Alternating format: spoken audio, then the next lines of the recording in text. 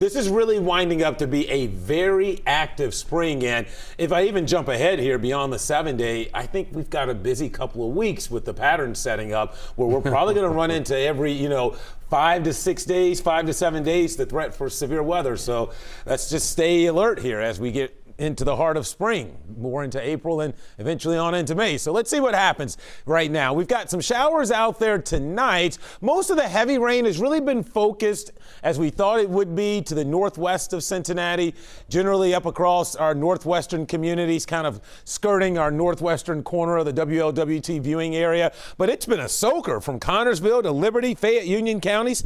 Heavy rainfall, some of that now spreading into parts of Franklin County as we speak. This will likely also scoot its way on over into parts of Butler County. So if you're watching us up here around Miami U, the Oxford community, I do think eventually you're going to get in on some of these heavier showers over the next couple of minutes. Obviously, nothing severe anticipated through the night tonight, but some areas of heavy rain, especially northwest of Cincinnati. Now, for the rest of us, basically, it's the status quo. We keep getting these intermittent sprinkles and showers occasionally. They kind of wet everything up. They last a few minutes and then it's over and it's dry for a period of time. I think that continues through the night. So the bulk of the rain falls in this line from Dayton across our northwestern communities and then back towards kind of the Bloomington, Columbus, Indiana areas. That's where the bulk of the rain will be tonight. Now, jumping ahead to Thursday is the threat for severe weather. It's a conditional threat hinging basically on if we get a window between morning rain and the afternoon. If we can get some breaks in the clouds and some sun, given the fact that there's a lot of turning motion in the atmosphere, I do think severe weather is a potential there, along with the threat for maybe even a few tornadoes as well. So that's what we'll be keeping a close eye on Thursday afternoon and evening. And the greatest risk will be generally to the southeast of Interstate 71. So it will be to the southeast of the metro, but it does include greater Cincinnati. So that's something to watch.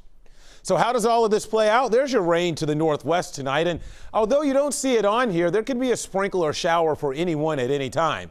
Case in point, I think early tomorrow, some showers scooting through the region. However, the most impactful rains, I believe, hold off until tomorrow evening and night, when I think we get in on a pretty good soaker.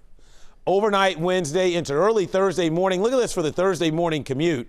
That's some pretty good rain. Now, the question is, do we get that break between the Thursday morning rain and Thursday afternoon? And if we do, then some of these storms, again, could be rotating. So that'll be something we'll keep an eye on. And then it looks wet right on into Thursday evening. So stormy and wet here is the theme for the middle part of the week.